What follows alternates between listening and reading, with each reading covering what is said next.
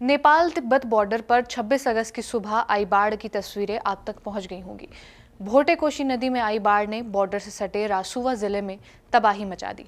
Nepali media के मुताबिक इस आपदा में अब तक कम से कम 162 लोगों की मौत हो चुकी है। 400 से ज्यादा लोग गायब हैं। खबर है कि इनमें करीब 130 भारतीय भी हैं। बाढ़ की तबाही के बाद भारत ने नेपाल के लिए राहत सामग्री और दवाइयां भेजी हैं। भारत के विदेश मंत्री एस जयशंकर ने एक्स पर पोस्ट किया है कि भारत इस स्थिति के में नेपाल के साथ खड़ा हुआ है। जयशंकर ने लिखा है, नेपाल में आई विनाशकारी बाढ़ से निपटने में मदद के लिए 10 टन HADR सहायता और जरूरी दवाइयां भेजी गई हैं। हमारी संवेदनाएं पीड़ित परिवारों और प्रभावित सभी लोगों के साथ है। नेपाल की सहायता के साथ भारत भी अपनी तैयारियों में जुटा हुआ है। खासकर 2 राज्य बिहार और उत्तर प्रदेश, ये दोनों राज्य नेपाल के साथ बॉर्डर शेयर करते हैं। दोनों ही राज्य हाई अलर्ट पर हैं। कई इलाकों को खाली कराया जा रहा है ताकि किसी भी हालत में जान माल का नुकसान कम से कम हो सके। गृह मंत्री अमित शाह ने खुद बिहार के मुख्यमंत्री सम्राट चौधरी और यूपी के CM योगी आदित्यनाथ से बातचीत की। अमित शाह ने एक्स पर लिखा है, नेपाल में आई इस आपदा के संबंध में बिहार और उत्तर प्रदेश के मुख्यमंत्रियों से बात की।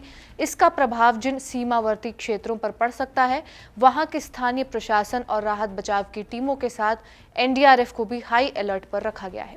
सावधानी बरते जाने का मतलब है कि खतरा बिहार और यूपी के लिए भी है। तो एक एक कर बात कर लेते हैं कि दोनों ही राज्यों पर नेपाल की बाढ़ का क्या असर देखने को मिल सकता है।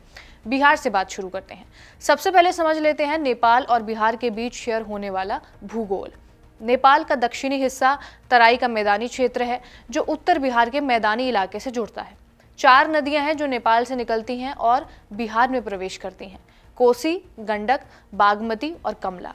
इसीलिए नेपाल में ज्यादा बारिश हो या कोई भी ऐसी स्थिति बने जिससे इन नदियों में पानी बढ़ जाए तो सीधा असर बिहार पर पड़ता है। नेपाल में बाढ़ आ जाए तो इन नदियों के जरिए उसका असर बिहार में भी देखने को मिल सकता है। अभी जब भोटे कोशी नदी में बाढ़ आई है तो भी यही हुआ। भोटे कोशी का पानी गंडक नदी में ही गिरता है, जिसकी वजह से गंडक का जलस्तर बढ़ गया है। खबर है कि नेपाल से बाढ़ का पानी रात करीब 8:30 बजे वाल्मीकि नगर में गंडक बैराज तक पहुंचा। इंडियन एक्सप्रेस ने एक अधिकारी के हवाले से लिखा है कि एहतियात के तौर पर वाल्मीकि नगर में गंडक बैराज के सभी 36 गेट खोल दिए गए हैं। अधिकारी के मुताबिक हालात पर नजर रखने के लिए विभाग के मुख्यालय से एक सुपरिटेंडिंग इंजीनियर की अगुवाई में एक टेक्निकल टीम को भी बैराज भेजा गया है। इसीलिए नेपाल बॉर्डर से सटे चंपारण बेल्ट में प्रशासन अलर्ट मोड पर है। पश्चिम चंपारण के DM तरणजोत सिंह ने बताया है कि तिब्बत और नेपाल में आई बाढ़ के कारण वाल्मीकि नगर बैराज और बाकी स्थानों पर प्रशासन सतर्क है। हमने अलग तटबंधों और वाल्मीकि नगर बैराज का निरीक्षण किया है। नेपाल में पानी देवघाट को पार कर चुका है। हमने नदी तट के किनारे बसे सभी क्षेत्रों में रहने वाले लोगों को सतर्क कर दिया है।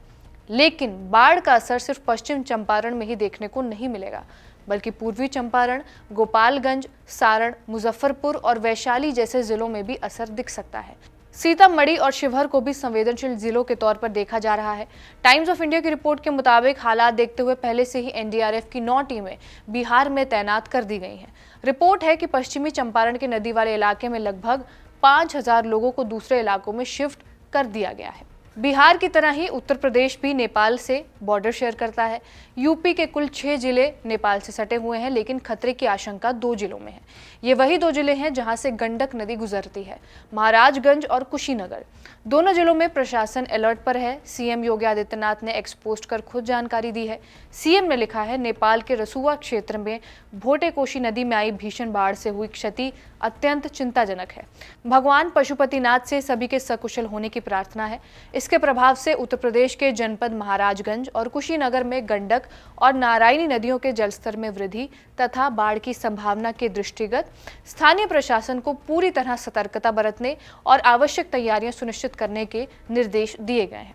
CM ने एक और पोस्ट में कहा, नेपाल से सटे उत्तर प्रदेश के सीमावर्ती जनपदों के अधिकारियों को नेपाल प्रशासन के साथ सतत समन्वय स्थापित करते हुए वहां से बाढ़ प्रभावित भारतीय नागरिकों की सुरक्षा और सुरक्षित वापसी को सुनिश्चित करने के भी निर्देश दिए गए हैं। बिहार और यूपी दोनों ही राज्य अलर्ट पर हैं। नजर नेपाल और नेपाल से निकलने वाली नदियों पर है। गंडक और कोसी नदी पर खास फोकस है। गंडक में 25 अगस्त की रात से ही पानी बढ़ा हुआ है। अगर ये जलस्तर लगातार बढ़ता रहा फिर स्थिति बिगड़ भी सकती है। आगे जो भी स्थिति होगी खबर गांव आप तक खबरें पहुंचाता रहेगा।